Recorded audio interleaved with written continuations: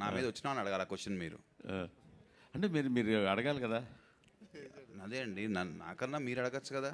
గిల్లుని మీరే కదా అడగాలి, గిల్లులో మీరు కదా ప్రస్తావించాలి. నన్ను వాళ్ళు అడిగితే నేను చెప్పేవాడిని, అడగనప్పుడు డేట్ వేసినాక నేను అడిగేది ఏముంటుంది ఇక. కానీ సఫరర్ మీదే కదా.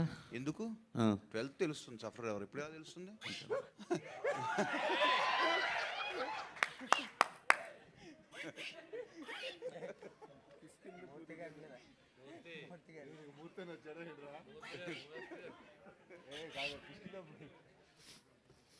కానీ ఇది సరే, మీరు జోక్గా తీసుకున్నా లైట్గా తీసుకున్నా, బట్ ఈ ట్రెండ్ అయితే కరెక్ట్ కాదు కదా.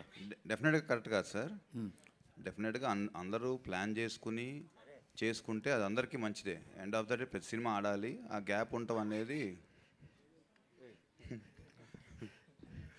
It's a good trend only. మనం అందరం ఒక్కొక్క సినిమా 1 వీక్ అలా వేసుకుంటేనే మంచిది.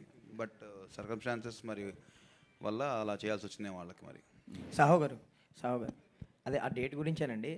బేసిక్గా మీరు అన్నట్టు 12th ముందు మీరు వేశారు, బట్ ఒక 1 డే ముందు 2 డేస్ ముందు 13th అనే ఒక పోస్టర్ కనిపించింది మీ ప్రొడక్షన్ హౌస్ నుంచి. సో 1 డే 13th అనేసి మళ్ళీ 12th అనే పూజ చేస్తున్నారు. సో ఆ 1 డే డేట్ కన్ఫ్యూజన్ ఏంటి సార్?